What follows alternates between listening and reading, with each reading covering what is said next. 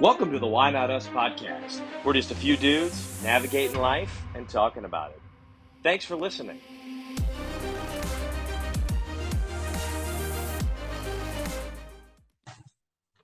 Come here. Oh, Wow. here. Look who it is. Joey's got a new friend. It's Hank. It's Hank. Welcome to the pod, Hank. Hank the Tank has made it into the pod.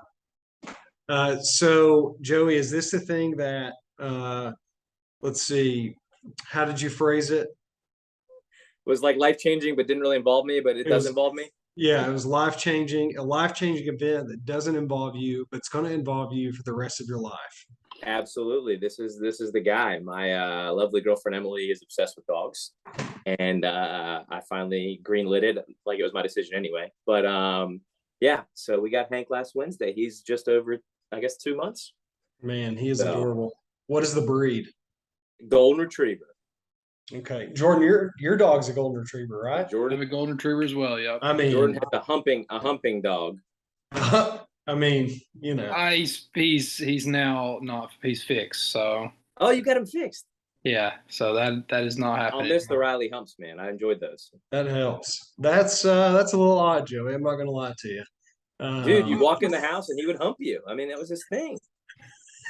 All right. In other news, so Hank the Tank is a new addition to the O'Toole family. Wait, Yep, what's Emily's last name again? Emily Gaddy. Gaddy, that's it.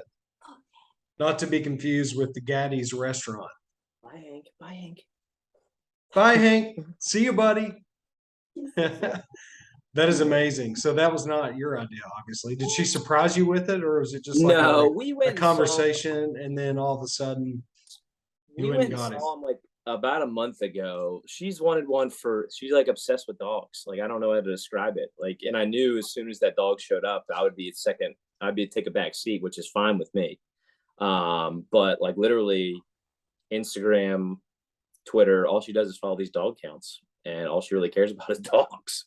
So she grew up with a Burmese mountain dog. I don't know how you pronounce it, but we ended up going with that dog at this because it was a little, I guess, not cheaper, but you know, those things are way expensive apparently. So yeah, that's where we are. Dogs are not cheap. That is for sure. We all have dogs now. Look at that. Well, Yeah. except one person in the group chat doesn't have a dog. Yeah. But everybody else has. You know, we're dog Allergies. people. Allergies. Yeah, it's allergy reasons. Is that the reason? I have no idea. Yeah, not even a fish. Just it's allergies, man. So we all have dogs now. Everybody in the pod, we're dog people. Joe is now a dog person, even though he's more of a cat person. Yeah, unfortunately. Didn't see that coming though. I'll tell you that. You being a cat told person. you guys. I told you I had something surprise for you guys. Didn't even tell you guys. Didn't even let you know. Would have No. not even guessed that. Yeah. So that's awesome. I think we already started recording, by the way. This is episode 3 of the Why Not Us podcast. Fellas, how are we doing? Oh, wait a second. We have begun.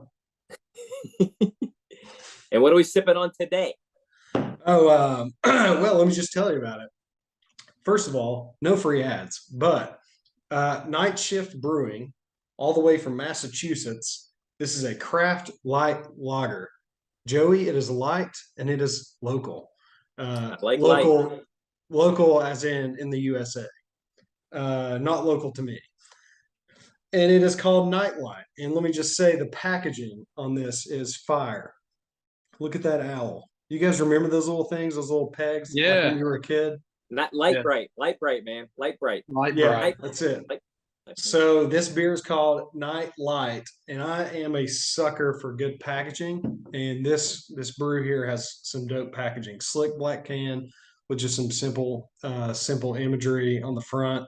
It's 4.3%. It's a really good lager. This is my first sip, first time I ever had it.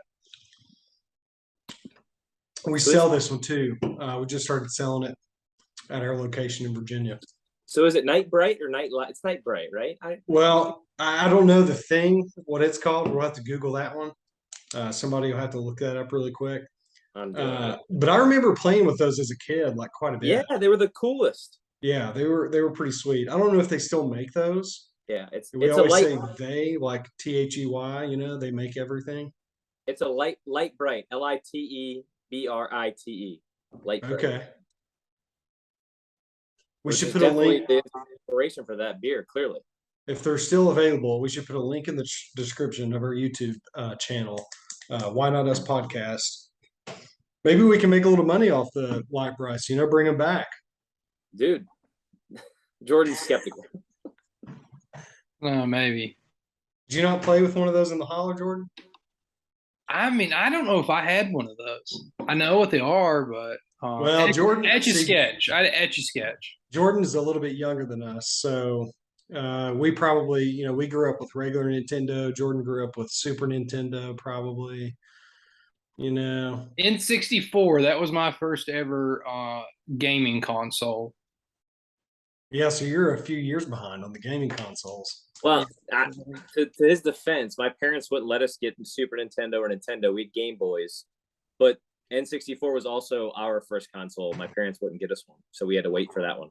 I remember when the N64 came out, I remember just being blown away by the graphics and everything. I mean, it probably looks like crap now because everything looks so real, but going from like the regular Nintendo to Super Nintendo to N64, it just felt so real. And I think my first game I played was like Super. There we go. Look. Oh, got it right here, dude. I mean, how do you have that at arm's length? I'm in my game room. Yeah. Jordan's got a game room. That's new. When we lived together, he had it. He had it even in the main room. I don't think we've ever played it though. I mean, the Mario Kart 64 is. I mean, it is really hard to beat that game. Mm-hmm. It is so good. And in college, I mean, we played it a lot. We played a lot of different games in college as a group, but in N64, Mario Kart, we would just get around and play Mario Kart like crazy. I usually tell people that I'm majoring in Mario Kart in college because we played it so much. I still have everything I've ever had, like as a kid. Like I've still got a GameCube, PlayStation 2. Like I never got rid of any of that stuff. Yeah. The Cube. I remember playing college football, NCAA college football on the Cube a lot. What a game. I think I still have some games in the drawer in here. My nephew always is blown away by me having GameCube games because it's so like foreign to him, Remember how small those discs were? Yeah. I mean, like so small. Nintendo. We're way off topic. Yeah. This is great for the pod though. I know. Maybe it's a video game podcast now. So you'll see us on Twitch here pretty soon. We'll all be playing some games and filming it. That's a thing. We're on Discord. We're on Discord on the Discord too. We'll get on Discord. We'll start a channel up in there. People can come in and see if they can beat us in Mario Kart or whatever games people are playing these days. I'm so disconnected with video games now; it's ridiculous. But I love them. When my nephews. Fortnite. Yeah, I played it a little bit. When my nephews come over here or my nieces, they always want to bring their Switch. So I get really excited when they come over here. Again, Mario Kart. Anywho, hey guys, how are you? Good. Living. I'm not training a puppy to learn how to potty, so I'm great. At least you trained your dog not to hunt people anymore. Oh, it's coming. It's coming. He's still a puppy right now. He's not hit that teenage years yet.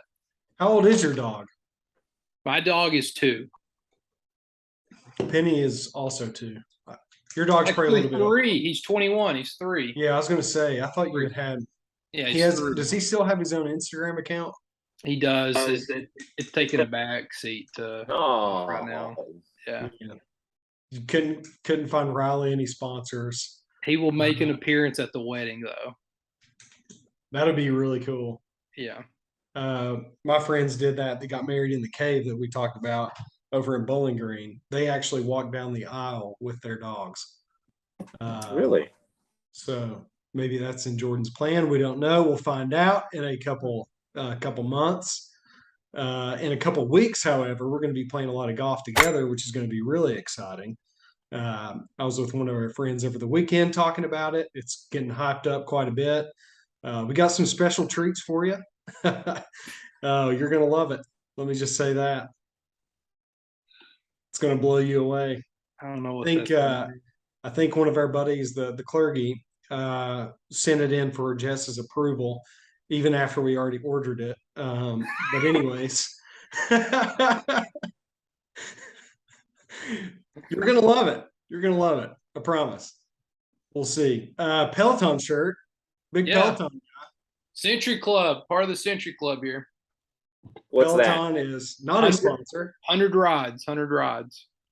They give them like out like 100,000, whatever. We always knew you were good at riding. How do you stack up against like? Do you look and see how your stats are compared to like other people? Yeah, I mean it varies. I mean, depends on what depends on what kind of class you're taking. You more cardio, you're going up. Is it intervals? Is it higher? Is it HIIT class? I mean, it just varies. I will say the clergy is pretty top notch, but he's just a born athlete. Yeah, that's true. How would you rank against like Bear Down from the Bob Does Sport or the Brilliantly Dumb podcast? Him and Paul Swan, Austin Dillon's tire carrier or whatever, they're pretty intense on Peloton. Pretty intense. Yeah. I'm in there just get a good sweat going. Yeah. Didn't you and Luke compete?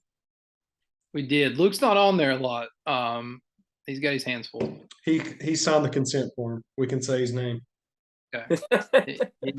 He's got twins. That's why he's busy. Joey, are you rocking a old high school shirt? Oh yeah, dude.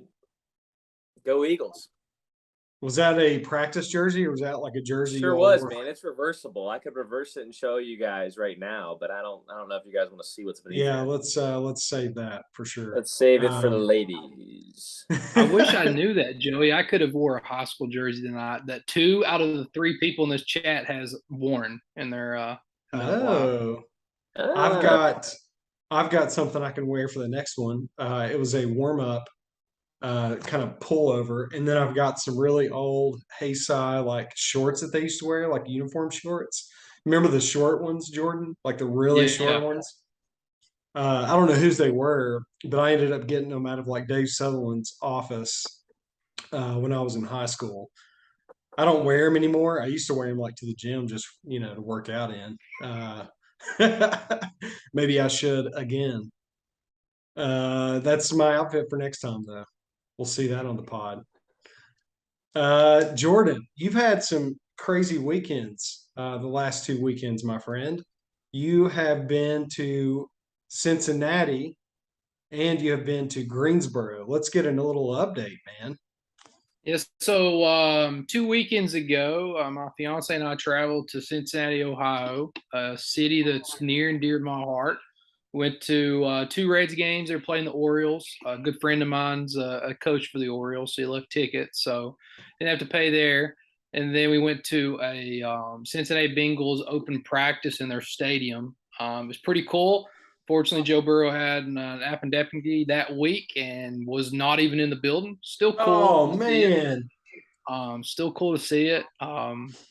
It was neat. And then just kind of hung around the city. We went and got us a nice steak burro at Jeff Ruby's Precinct restaurant. So that's pretty cool.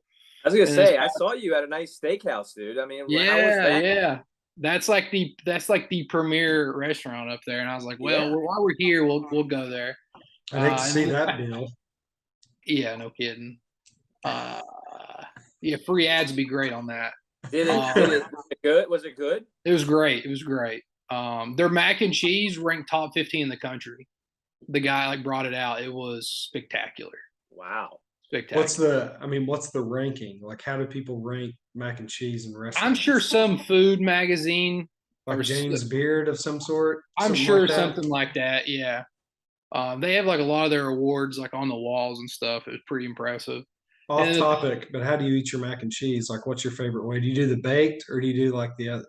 This was baked. It was like 6 cheeses. With like the crunchy stuff on top? This didn't have crunch. It didn't have like the cracker or whatever they put on top. No. Okay. Usually like breadcrumbs or panko or something like that, right? Yeah, this didn't have that, but some people have that, yeah. I got to say, I'm not a fan of that. And then this past weekend, down here where I live at North Carolina, we host the Wyndham Championships, the last regular season event of the PGA Tour every year. So it's a crazy weekend because guys are trying to get in the top 25 on the FedEx points. Guys are trying to keep their cards, and then also you're kind of seeing who can even earn their cards. So that was kind of cool this weekend. I got there like 7:30 Friday morning, this past Friday, and followed a fellow Radford Highlander, Callan Tarrant, around for his morning round. And then the lunch break, tee times, I followed Kevin Kisner, Davis Love, and Webb Simpson, and then Will Zalatoris that's cool. behind them. So I kind of hung back and forth. And then that day there was some fireworks going off as Will Zalatoris fired his caddy. I think it happened maybe mid front nine. Because if you look at his, I mean, I could kind of tell there was something going on between the two. But then at the turn, I think he was like 1 under, and then he had 2 eagles and a birdie with the last like 5 holes. I think it happened at the turn. They weren't talking for the longest time. Like he was just getting his own clubs out of his bag for a little bit. This guy was carrying them, and then they didn't really talk a lot, which I know had been difficult. They're like friends on and off the course. Like they hung out together, did a lot of things together. But I do know it's a grind on the tour, and I think like push came to shove. But I mean, Zalatoris has finished how many runner-ups in majors this year with the last 2 years? I mean, yeah, they've been great together. But I mean, I guess it was just kind of crazy to me. Like you're doing that well. I mean, and I don't know, I guess it's, it's hard traveling on the tour and all that stuff. And I guess if you're that close, you're probably, damaging your relationship in some way, maybe gets heated at some point, differencing of opinions and all that kind of good stuff. But, I mean, I guess I get it, but I mean, if you're doing that well, why change it up drastically like that? Yeah, Jones, I was trying to think of something to equate it to, and all I can think of is like when an NBA or MLB or NFL team makes the playoffs and they fire their coach anyway. Well, that's always foreign. I think it's a foreign concept, right? And granted, we're never on the inner workings of any of these things, right? We hear things secondhand, thirdhand, whatever. Someone might be telling us, but I was shocked too, right? Like I was like, wow, and it was kind of crazy that Jordan was there to see it. I know Jordan also was trying to get Kevin Kisner's autograph. I was one to pick with Kisner bad. But that, and then you were trying to find that guy's ball early on too, that you guys ended up finding, and the clock ran out. Yeah, so funny. I don't know. I'd been there maybe an hour. I followed Callum for about 4 or 5 holes, and then like turned around and worked my way back to catch a couple other guys teeing off. And this group was coming off 10. Can't really go right, can't really go left. Left's a little more open. It was Peter Malinotti was looking for his ball. He's the other guy that wears a bucket hat on tour. Joel Dahman was there too. The bucket hat's a strong play. Joey, it's also a part I didn't tell you. I found this out after the fact when I was at the driving range. He goes, all right, guys, clock ran out. Rules official comes over and goes, hey, you got to go tee off again. We find the ball as he's going back, and the guy who's like a volunteer, I go, hey, here's the ball. I was like, I know the clock's ran out. The rules official comes over. He goes, what kind of ball is it? And we're like, well, it's a Titleist 6. It's got a blue line on it. He goes, that's Steven Yeager's tee ball he lost yesterday. Oh. So I'm at the driving range watching Zalatoris and Kisner and Harris English warm up for the evening rounds. And somebody goes, Steven, what did you make on 10 yesterday? Well, he goes, oh, I parred it. He holed out on his second tee shot. And then his caddy standing there, and I go, hey, they found the ball this morning. He's like, don't tell him. Don't tell him. I thought you were going to tell me you handed him the ball. That would be something. No. The volunteer gave it to some kid that was standing close by. That would have been a hell of a story. For like, hey, man, here's your ball from yesterday. Yeah. And I was like, the caddy goes, are you sure? I go, Titleist 6 blue line. He goes, holy shit. And I go, yeah, they found it. He goes, was it in like the pine needles? I go like right beside him. I was like, it probably was a leaf or two on top of it. Wow. That's crazy. That was wild. Like that PGA is the only like sporting event you can go to and like mingle with the players because they're out like in amongst the people looking for balls. And sometimes they'll like walk outside the ropes too. Yeah. It's pretty wild. Very cool. So did Kiz have a pretty rough round? It looked like he may have withdrew. So they had play got suspended. They had like a couple holes left. Play got suspended on Friday. He wasn't gonna make the cut. Him and Webb both. They're already in the top 25. They're both in. I mean, Kisner's like 36 in the top 25, and he just said, "I'm done." Webb knew he was going to make. He knew he was top 125. Right? Top 125. Excuse me, top 125. I know. I'm just giving you a hard time. Top 125. And I think Webb was good too. He was going to be in the top 125, so they just withdrew. But I saw Kisner chunk a 3-wood that went like 181 yards, and then he still parred it. Oh, so boy. it's like that's like the things that sounds like us. We do, and we like make it nice. Yeah, I know. So, but that's great, man. You totally get a hell of a time. I appreciate you texting us throughout the whole thing. It sounds like the lost ball was wild. I wish one of us could be there. That's what I was asking. I was like, did you go solo? And I think you've gone solo before, but I thought maybe you guys want to roll with you or something or whatnot. But no, that's awesome. I think what's really cool, like after you go to one of those events, like you get amped up to go play golf, and then you like go play golf after you walked and watched all the professionals play, and then you go play thinking you can play as good as them or going to shoot a halfway decent round just because you got that energy. And you went out and shot 84, I think, on Sunday. I did play Thursday, Saturday morning, and Sunday. Yeah. Wow. The golf tan is unbelievable right now. Was the 84 the best of the three you shot? I rarely fire up the app. I know you guys are always talking about it, but I don't have my alerts set. I had like a walked 9 on Friday. It was like a 43. Okay. Saturday, I really was just out there. I didn't even play 9 holes. I walked a couple and then like worked on like chipping and putting and stuff. But do you walk for the exercise or because it's cheaper? Just for the exercise. Yeah. $3.99. That's like, what he's walking. I really hope that I never have to walk around to golf. Let me just say that. Yeah. No, I enjoy it. It keeps me loose. I mean, it kind of keeps you loose. And also, like, the worst thing, like Sunday was so backed up. I'm all about rhythm in golf. Like, I want to hit the shot, go to the next shot. I don't want to wait around. And I hate that. And, like, it was just so backed up. Well, you got to wait 15 minutes to get to your ball. I mean, you hit the shot and walk to it. It's going to take you a minute. Yeah, but you at least are moving. You're not standing around. Yeah, that's true. Or in a cart. I've done the course he walks with him before. We got through 6 holes, Jordan? Yeah, I usually do that loop. You can get like 5 holes in. We played on Saturday morning. Went out as a twosome. We were just going to play 9 holes. And we get up to the starter, and it was packed. I mean, it's a municipal course in Black Mountain, which is a great little course. If you're ever in the Asheville area, highly recommend checking it out. I think it's the only par 6 maybe in America at that course. Going to have to fact check that one, but it's like 700 and some odd yards, par 6. But we went out to play 9. You get up to the starter, and they paired us with 2 other people. And we were like, dang, man, and it's like, it kind of wrecked my whole day initially because I just wanted to get out there, us 2, and play, chat, goof off, have a good time, not really care what we shoot, just like go out there and play and hang out. And then you get paired with 2 people you don't know, kind of tense, and you're kind of, stressed a little bit over the ball. And I go up to the first hole and duff the tee shot. And there's like 15 people watching. The 2 guys that we're playing with is right there behind us. They hit 2 missiles down the fairway. And here I am coming right behind them and duffed it. Hit my second one off the tee because there you can hit 2 off the tee, right?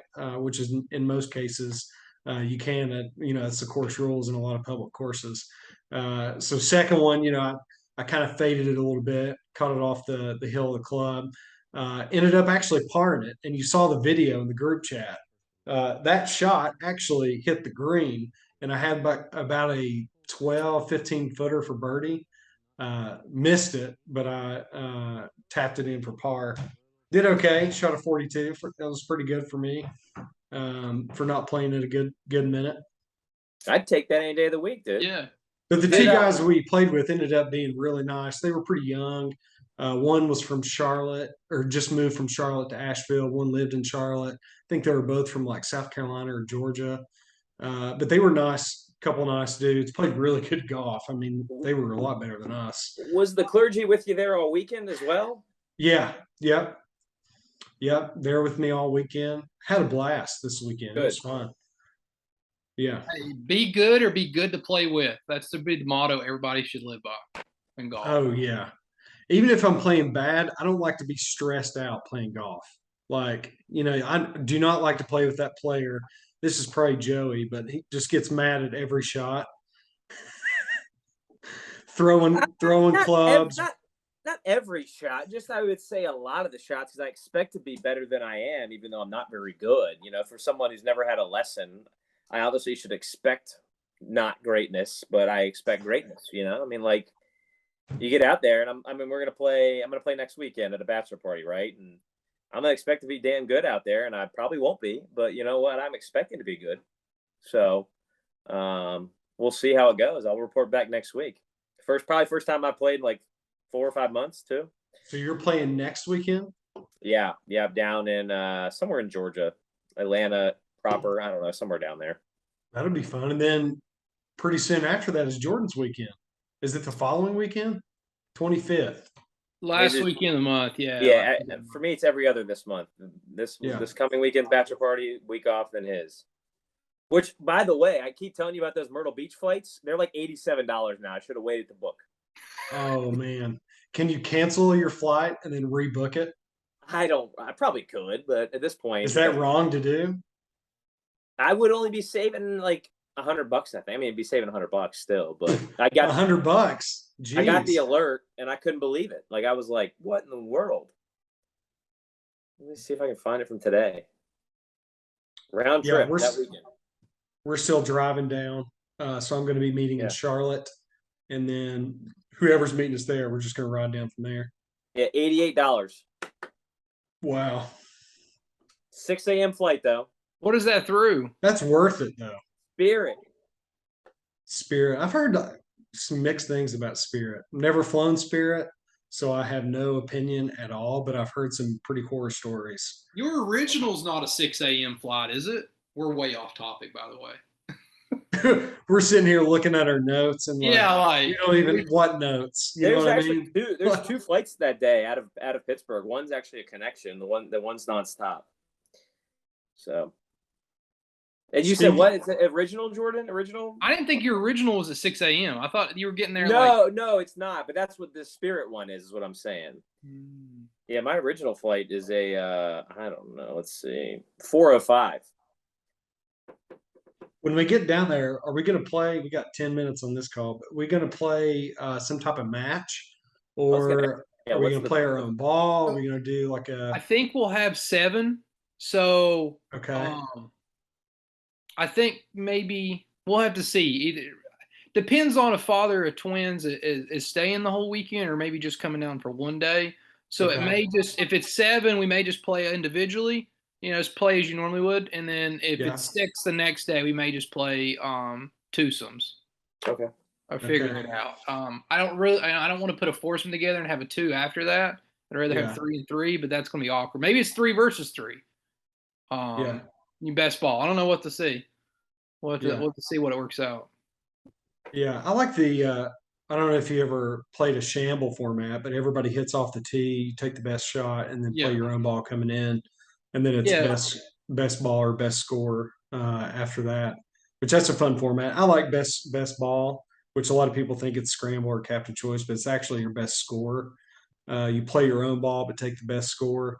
I'm like you guys. I do like to play my own ball, but there's something about playing a scramble too, where it's just like totally stress free, and you're just having a good time. Like you're not worried about anything because you're going to have some sort of good shot to hit.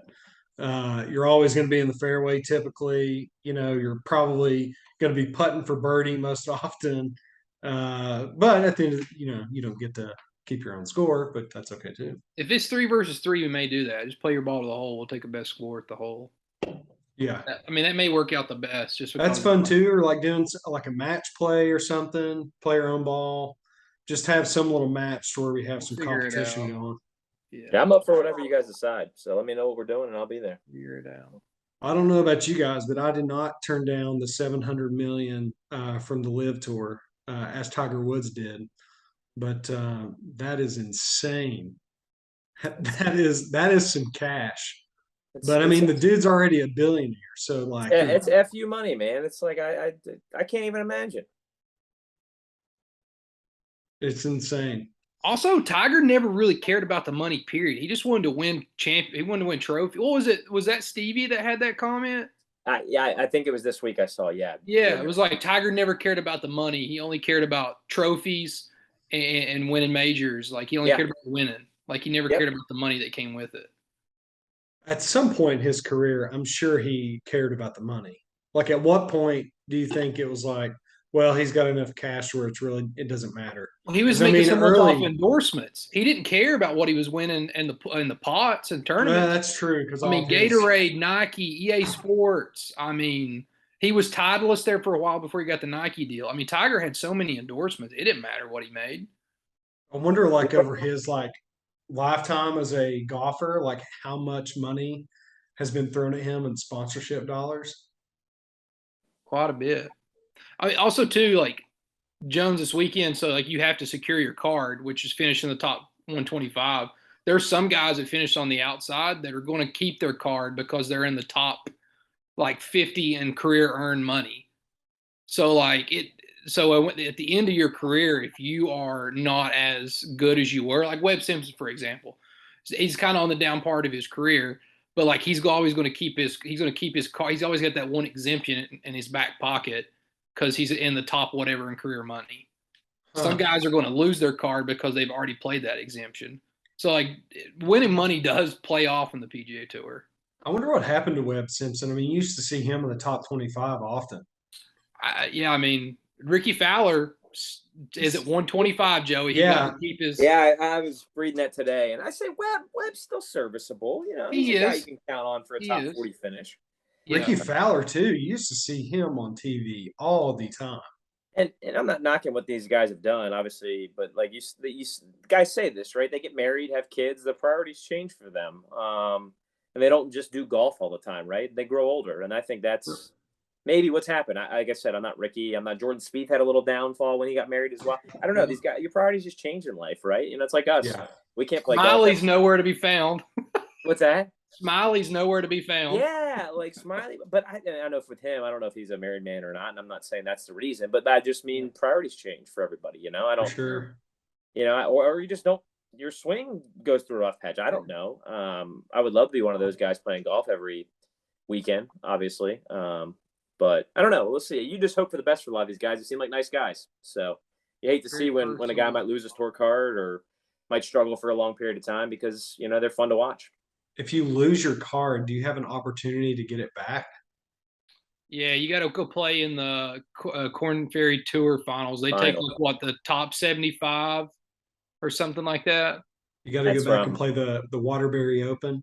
Yeah, you got to finish like in the top 20. Well, they give out 25 cards every year. Great reference. Yeah. Joey got it. Jordan may have gotten it. Yeah. Happy. Yeah, they give out like 25 cards a year on the Corn Ferry. Off topic, but a lot of Happy Gilmore quotes were coming out playing with those dudes over the weekend. Oh, really? I was firing them. Oh, yeah, left and right. sink a 5-foot par putt and just go shoot up. acting like he just made a birdie. Shooter's going to the LIV Tour. Did you see that? He is. Oh, that's amazing. You think Fowler's got an offer on the table for LIV or not? Or is he not good enough? For sure. I think he does too. I just, again, though, like he seems like a LIV type of guy, you know? I just don't think he's going to do anything there. That's all. Like, I don't know. And granted, I don't know how you guys feel about the LIV stuff. We talked about it briefly, but I don't know what's going to become of it, right? I don't. Well, there's like 11 of them suing the PGA Tour. Which another thing is you saw that come down. What came down last weekend? And then the PGA countered today with, some reasoning why they shouldn't be suing. So, because some of those guys want to play in the FedEx Cup playoffs, which would be very interesting as well with these 125 numbers, Jordan. Like, does those three also get in? Do you have 128? It was what? Gooch? Who else? Gooch and who else? There's like three guys that wanted to play in it. Smotherman, one of them?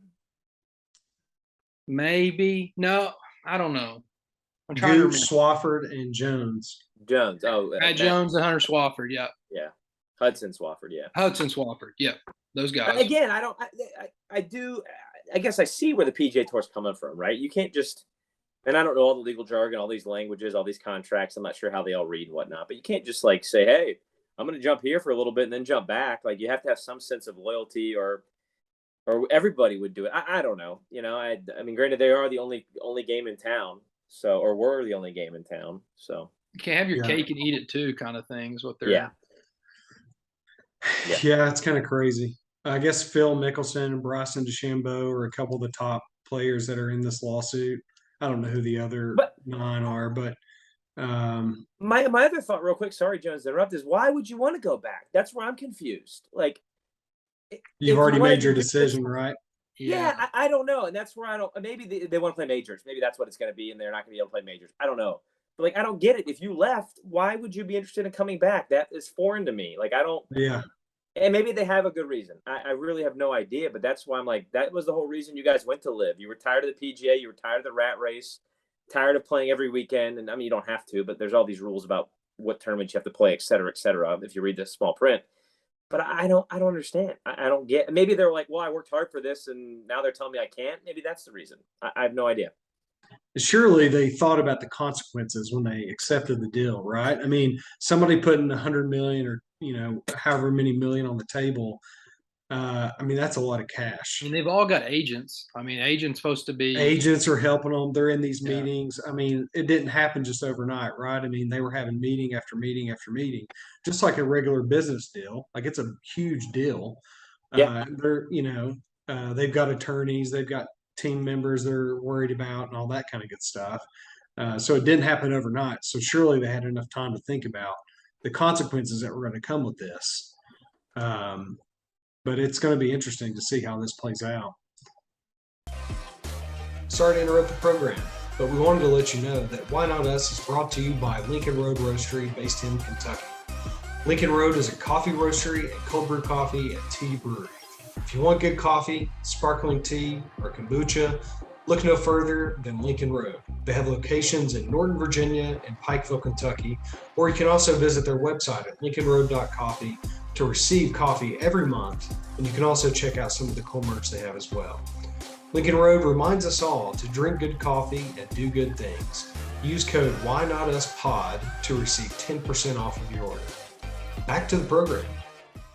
So if this whole lawsuit's all about kind of wanting to have your cake and eat it too, I think a lot of these guys want to play majors. That's all really Koepka cared about. And out of the PGA or the U.S. Open and the Open and the Masters, take away the PGA Championship. Out of those three, I think the British Open might be the one that lets those guys kind of play.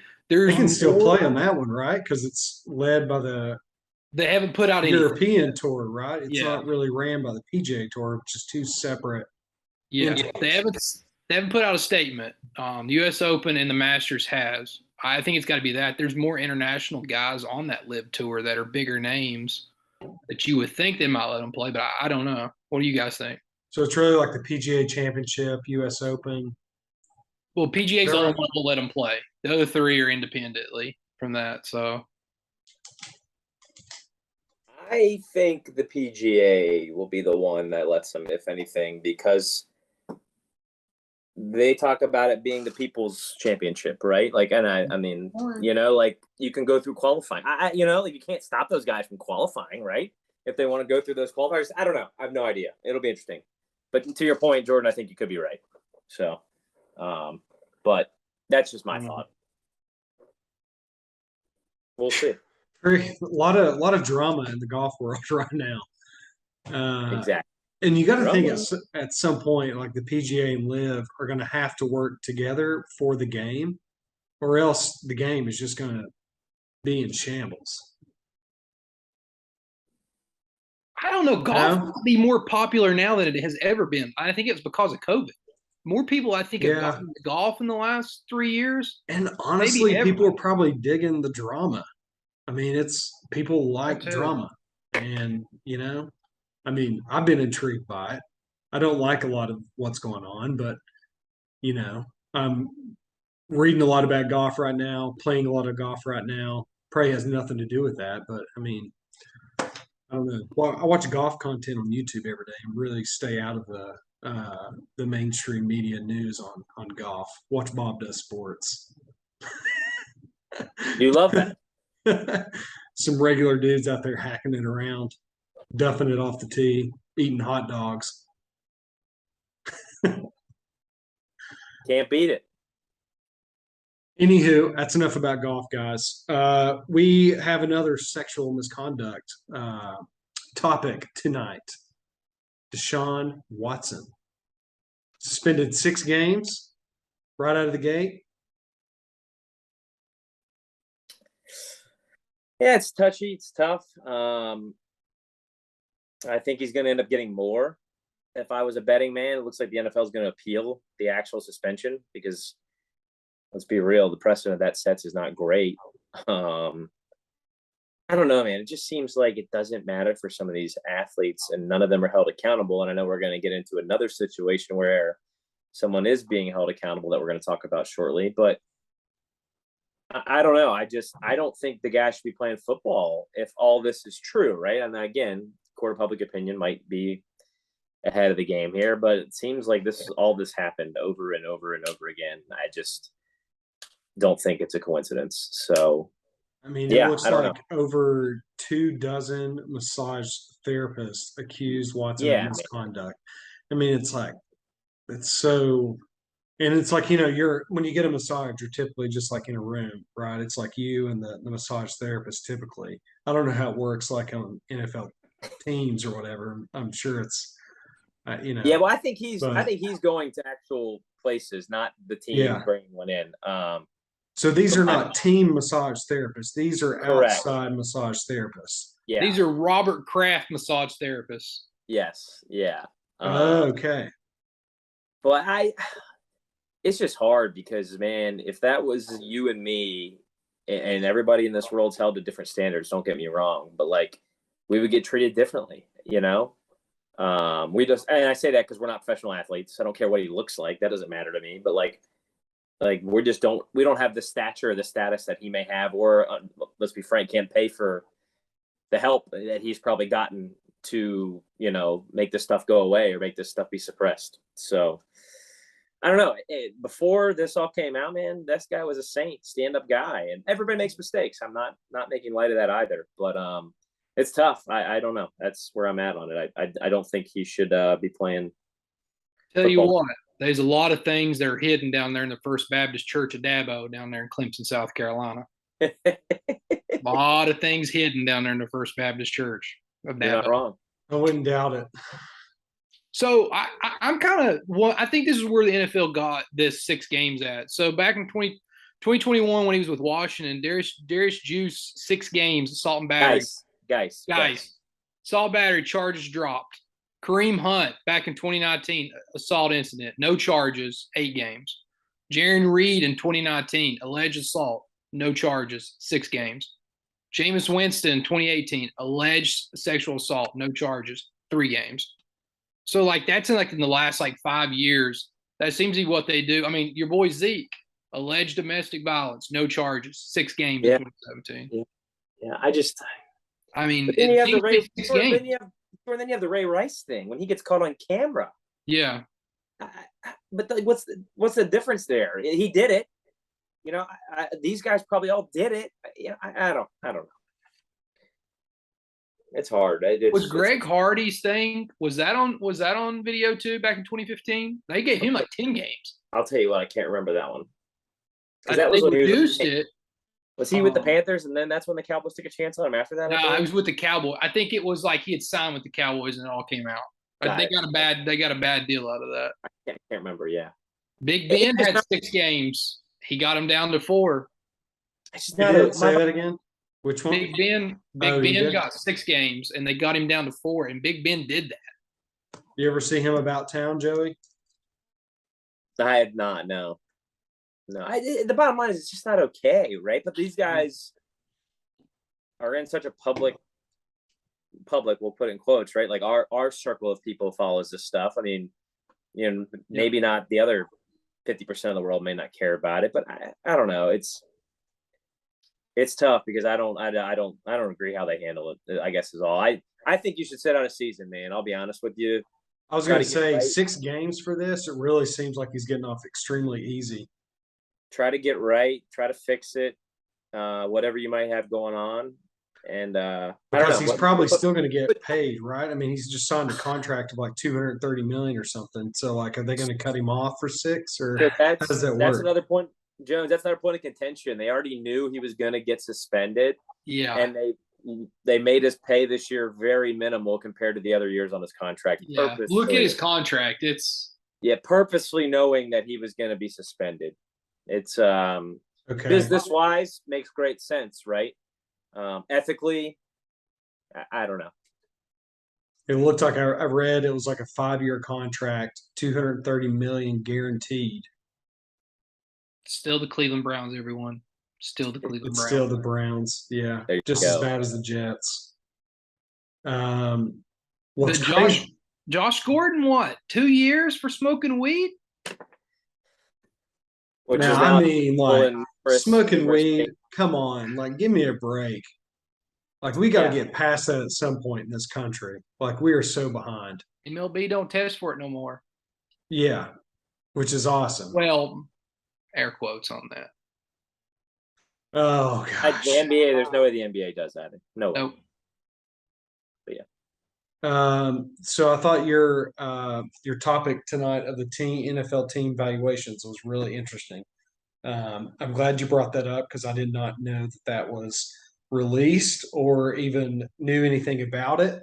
And when I looked it up, I was shocked by the results. Cowboys being the number 1 team in, I guess, 2022, per their evaluation, was like, correct me if I'm wrong, but it was 5-point-some-odd billion. Yeah, let's see. What it 5.5, 6.5. 6.5.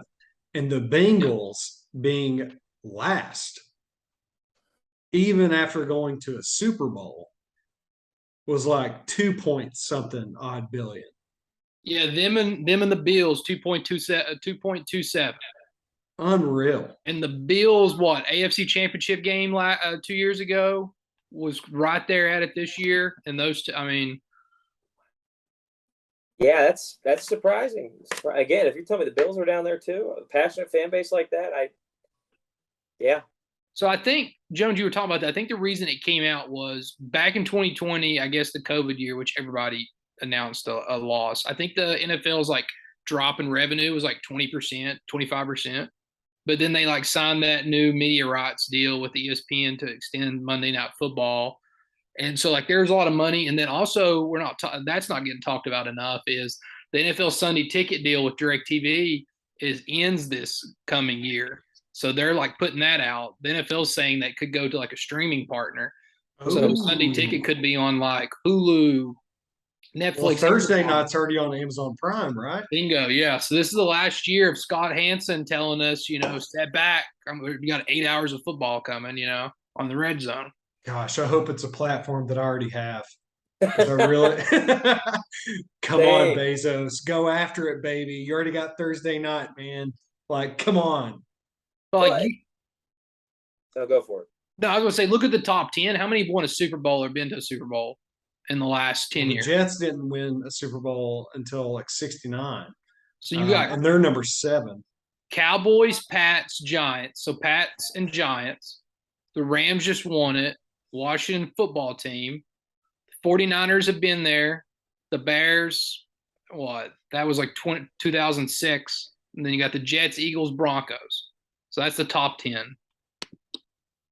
It's crazy. It's just wild to think about. Well, I can see why the Jets are ranked so high in that, being in New York. Yeah. But the Giants, their operating incomes negative 12.5 million, and the Jets operating income. Yeah, you got two New York 8.4 Jet million. teams worth over $11 billion. That's just insane. I'm just gonna be curious when these teams like a big team, if it ever does sell, what would really fetch, right? Like that's the valuation of it. But and I say big teams, I'm talking the Cowboys, the Niners, talking the Patriots of the world right now. Patriots have made themselves into what they are, right? But who's got $6.5 billion to spare? Anybody? I mean, the Redskins might be you think the Redskins be the first team that actually goes for sale? Of the ones left up next? Yeah, it'd have to be, right? Mainly because they're trying to going back to what we're talking about, Snyder and all his culturally stuff going on internally, that the culture's terrible. 4.2 billion is their valuation. So wonder who Elon Musk roots for, or Jeff Bezos. Bezos is a Washington guy. I mean, he ain't gonna buy the Seahawks, but I mean, the Seahawks owner, he's already got a ton of money. First NFL team to practice on Mars. Think about that, fellas. Oh yeah, but that's some cash, man. I mean, that is some cash. It just shows that you don't have to be the big team, the big city team in NFL to win a championship. It plays pretty true in Major League Baseball. You pretty much have to be a big market team to win a World Series, not in the NFL. Yeah. Insane. I thought that was crazy. Thanks for bringing that to the table because I had no idea. There's some crazy numbers on there. Yeah, that's unreal. And especially the Bengals being so far down like that kind of blows my mind a little bit, even being in this, the Super Bowl. I believe they're the only NFL team to not have an indoor practice facility. I think they're the only one left. And they're like trying to raise the money for that right now. Hey, do they still do I don't know what it is, but they used to go to Georgetown College? Yeah, so they do it outside. They have two or three practice fields right beside a concrete plant as you just enter into Cincinnati. It's right outside of Paul Brown Stadium. But I think most NFL teams are not going to like universities or places like that anymore. I think they're trying to keep it close to the stadium. I'd say the Steelers and Bills still do that. Yeah. There's only a few left. What's the reasoning? Is there a reasoning behind it? The Redskins, I know, by the way, sorry, Jones, I'll answer that in a second. Redskins, I know we keep saying Redskins, but they're always going to be the Redskins to us. But they also go to Richmond for a while. Part of their training camp, they have a facility there. I don't know, Jones, the answer. I don't know the answer to your question, to be honest with you, the reasoning. Tradition in some of these franchises, I don't know. Well, back to the weed that we were talking about, which is insane that we're talking about this. But Brittany Griner being sentenced for 9 years in Russian prison. Obviously, she did break the law, but this has became more political, in my opinion, which I think you guys might be on the same page there. But it's just crazy, man, to think that small amount of cartridges that she had, I think it was less than a gram. So if she were to have that on her in some state in America that it was illegal, you're probably looking at a fine and maybe a few months in prison or jail, but it's not going to be that harsh. And the U.S. is pretty behind on that, but we, it's just crazy. Yeah, it's tough. And that's what I was talking to somebody prior to the call about, what we were going to talk about on the pod today. And they made a point, well, they broke the rules. And that's what you said, Jones. They broke the rules in that country. And she admitted it. She pled guilty. Yeah. She did. And again, it even goes back to a little bit of we talking about with Deshaun Watson, man. These people are larger than life. And they play by a different set of rules. So when someone like this breaks the rule and everybody thinks it's ridiculous, it gets blown up more, right? And it is. Let's be real. For what we believe in over here in America, absolutely is. But for what they believe in over in Russia, which is a completely different set of we'll call whack job things, I don't know. run in different circles than we run into. They have for decades and half a millennium, honestly. Yeah. But what you said, Jones, is right on. It's become a political play at this point. It's unfortunate she's there.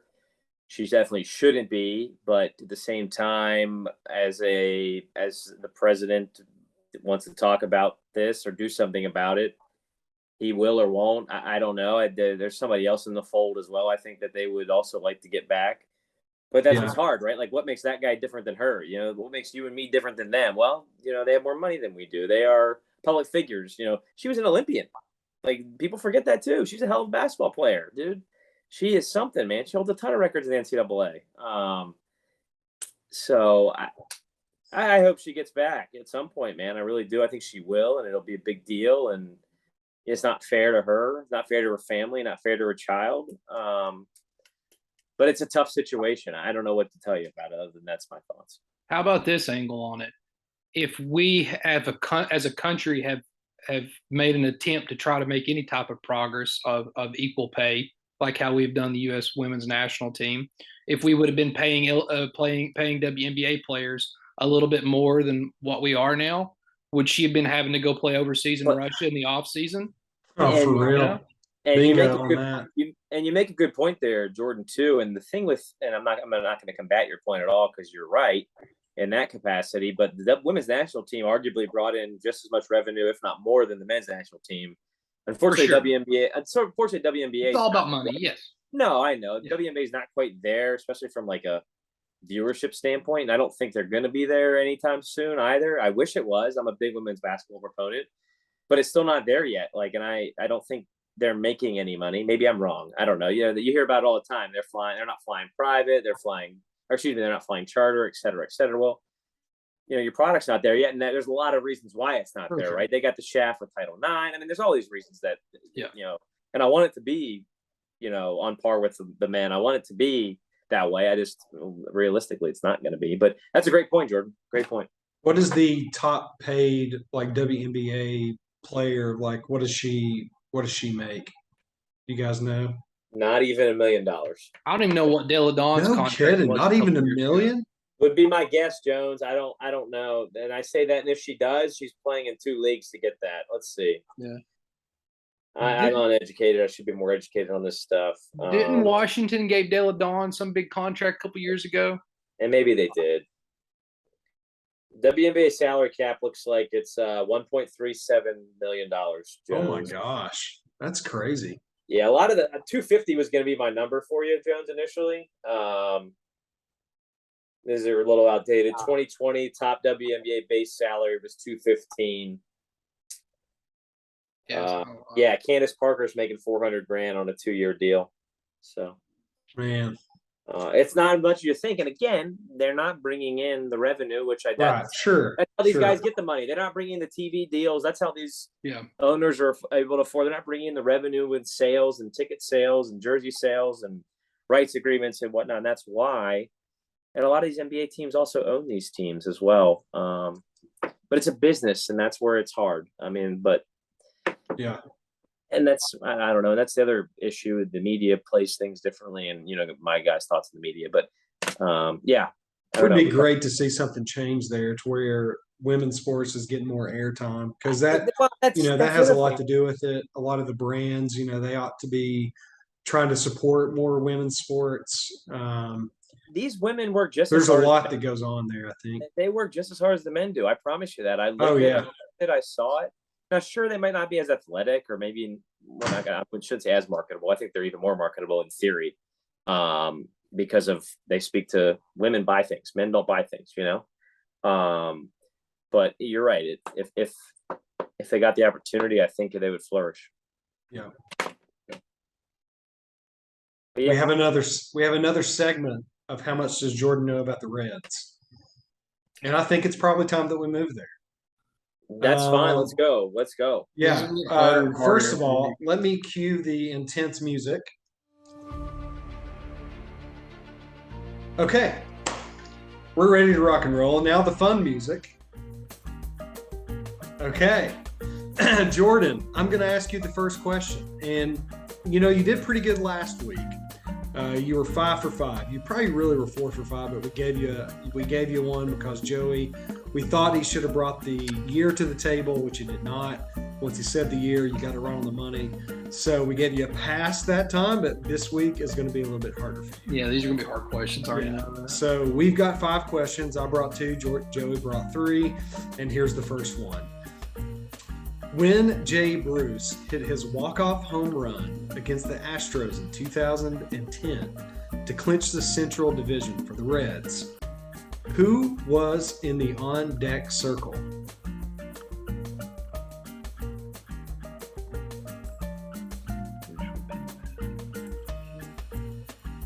This is probably too hard to start with. We should have given him a layup. But we said, hey, we're going to make these harder, Jordan. Ramon Hernandez. Holy moly. Nailed it.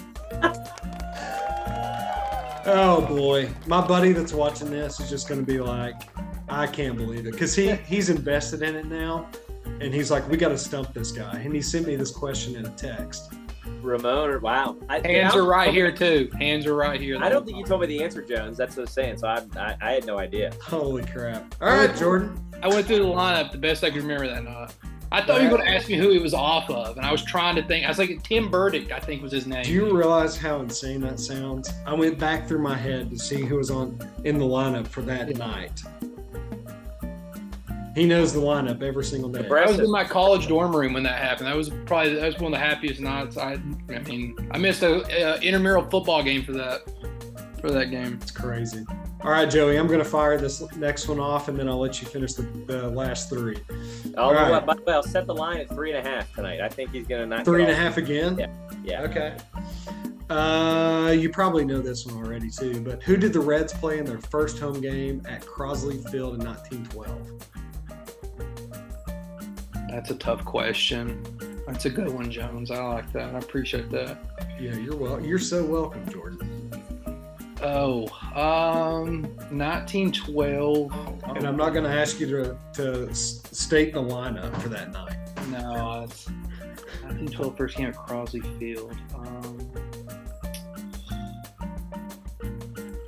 I'm gonna say the Philadelphia A's. I don't think that's right. I'll give you a little bit more context. That's not the right answer. I know that. That's on April 11th, 1912, the Reds defeated this team 10-6 in the first game at Crosley Field. But they defeated this team 10-6, and it is the favorite team of a few Hayside guys. One that I played baseball with in college that was older than me. Oh, it's the Chicago Cubs. I had Chicago. I had them on my mind, but I went with the Philadelphia A's. I do know the first night game that the Reds ever played, they played the Phillies, so I was just like playing off of the ironic part of that. All right. That's a good question. I like that. That's a tough one. All right, Joey, bang these out, man. We've got to speed this process up, I think. So, all right, I think this is a layup for you. Which Reds pitcher threw 2 straight no-hitters, Jordan, in 1938? He threw them against the Boston Bees and 4 days later against the Brooklyn Dodgers. Back-to-back? Yeah. 38? Yeah. Johnny Vandermeer. Johnny Vandermeer is correct. Gary or John Edwards. Whatever. Gary or John Edwards, one of them. Can you hear that? Can you hear that right? Getting it right? Yeah. All right, next question. Let me pull this one up. Which Reds pitcher leads Major League Baseball in career wild pitches? Like, he leads them all. Yeah, in career wild pitches. Yeah, in his first season, he threw 53. Not that it matters for you. Damn, I'd love to have a year on that.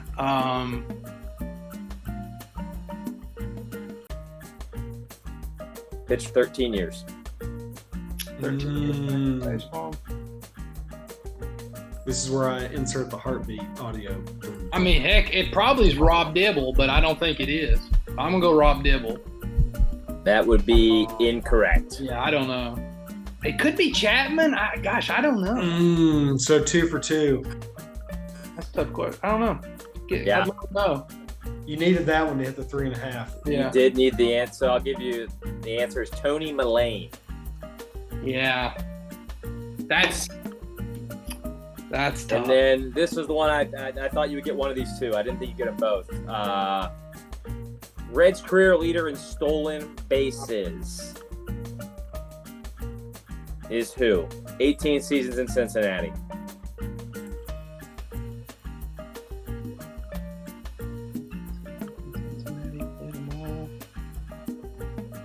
It's probably little David Concepcion. What's that? Little Davey Concepcion? No, the answer is Bid McPhee. Bid McPhee. That would have been, yep. Nah, that's a tough one, guys. Tough one. Can't win them all. 2 for 3. You can't win them all. Can't win them all. We told you we were going to make them 5. 2 for 5 tonight. 2 for 5. Yeah. 2. Yeah, 2. No, he got 2. 2. He got 2. Vandermeer and Ramon Hernandez. Yeah, 2. I'm sorry, 2. Yeah, he got 2. Yeah. That wild pitches one, I mean, Bid McPhee was in my mind, but damn, that was a tough question on wild pitches. Yeah. Could have been anybody. Rob Dibble, Aroldis Chapman, they some wild guys. But 568? I mean, come on. I mean, like, what's wrong with the catcher at some point? Can you catch a couple of those? Yeah, maybe the rules were different back then. Even though you were 2 for 5 this week, I think we should do it again next week. That's tough. I enjoy it. I think we should keep this segment going until we're out of questions. Sorry, 343 wild pitches, 568 was the stolen bases, but still, lots of things. Bid McPhee, yeah. All right, fellas, let's move right along here and decide who has burned their bacon for the week. Insert the audio. Who burned the bacon? Who burned the bacon this week was all the restaurants over the weekend. And I love going to restaurants, and you more or less own one. Let them know that. Yeah, I know. I do. And there's nothing better than just going to sit at a restaurant, have a drink, have some food. But we got kids and stuff too, so we go at sometimes we have to go super early, which is great. I like that. But when you get into that 6 or 6:30 range, it becomes like peak time for the restaurant. So we did that a few times this weekend, and we just could not get into one, or our wait was going to be like 45 minutes. So we struck out every single time. So we got takeout, which is fine. It was great. We had fun. But that's what was burning my bacon. Didn't get to go into a restaurant except once the entire weekend, which we had a lot of food planned. Anywho. Big food guy. Big food guy, guys. That's why he's upset about it. Yeah, I'm a big foodie. Yeah. Joey, go for it.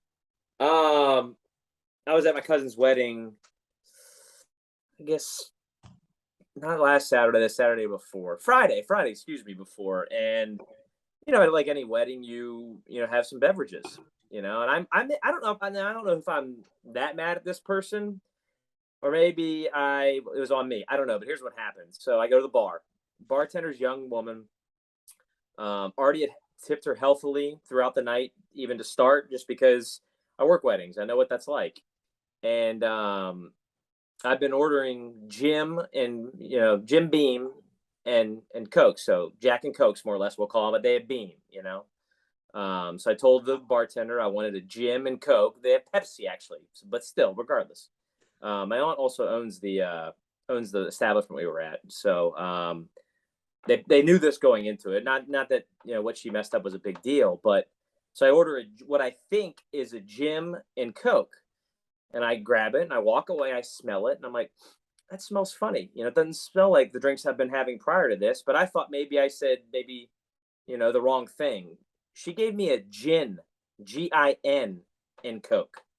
Oh. And I don't know, for those people who drink, that is a mess. That's messed up. So I take a sip thinking, well, let me just make sure. And I'm like, whoo-wee. So I about face, because I didn't even get back to my seat. I was like, man, maybe she heard me wrong. And then she owned up to it. She apologized and said, hey, look, I thought you said gin.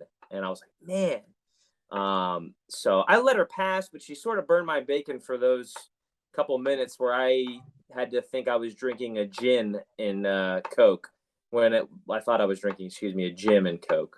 But real quick before we move to Jordan, but did you finish the gin and Coke before you drank the next one? No, I did not, and I cannot disclose why for legality reasons, but I did not finish the drink. Legality reasons. Wow. But yeah, it's a hear story. about that one. I don't want to get anybody in trouble. Sure. But she burned my bacon this past week. Sorry about that, Joey. Yeah, tough one. Tough one. Jordan? My bacon's still in the icebox. Hasn't got out. We've had a good week. That's great. Good for you, man. Good for you, dude. Well, since Jordan, I can fill in one for Jordan if you want me to real quick, but it would take too long, I think. It involves my job, but yeah. So well, since Jordan's bacon is pure this week, we're going to move right into our super high fives. And this week we have super high five summer vacation destinations, which I think is fantastic. And I'm going to start. And I think I've got a pretty decent five here. And one is in Kentucky, actually, which is my number five. I'm going to go with the Red River Gorge for my number five summer destinations. It is the number one rock climbing destination in the world. You can Google that, and the first thing that'll pop up is the Red River Gorge. Beautiful area, just outside of like Winchester, Lexington area, about an hour and a half from where I live, but it's good camping area. Some good little places there for food and such, but really it's just for hiking, popping a tent, having a good time, building some good fires, and just hanging out. Number four, which we were there last year, I'm going to actually go Lake Lure for my number four. That little destination last year that we did the cabin at the resort, played some golf, did a little a couple hours on the beach at the lake. It's just a really cool little area. Won a lot of fake money. Won a lot of fake. I mean, I won like $3,000 in fake money, which I felt super good about. And that was a good time. Number three, I'm going to go with Venice. That's in Italy. I went there on my honeymoon. Not Venice Beach. We're just gonna Venezia. We're gonna throw that in there. We had a great time, and I would love to go back. It's a great little place to go to. Number two, which I was there this weekend, Asheville, North Carolina. I mean, you're talking about the beer capital of the U.S. A lot of hiking, a lot of sightseeing, a lot of food. As Joey mentioned, I'm a foodie, so I really like that area and all the small towns surrounding. And then my number one, we went there this year. It was Baja Mar in the Bahamas. Fantastic place to go to. There's a casino in the hotel that we went to. Water park, beach was dope. Food was great. And it was just a super fun time. And I can't wait to take Felix back there when he gets a little bit older for the water park. But good times there. That's my top five, guys. Your super high five. Super high five.